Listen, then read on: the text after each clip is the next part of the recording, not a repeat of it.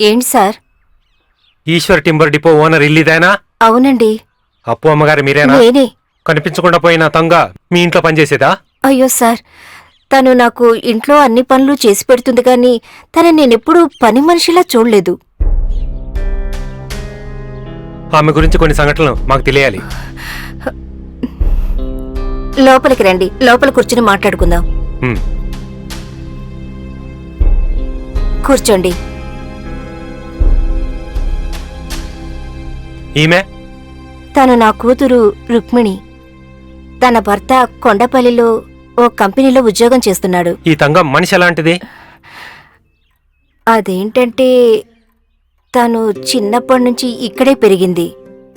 ఉమ్, నాకింకో కూతురులాగా.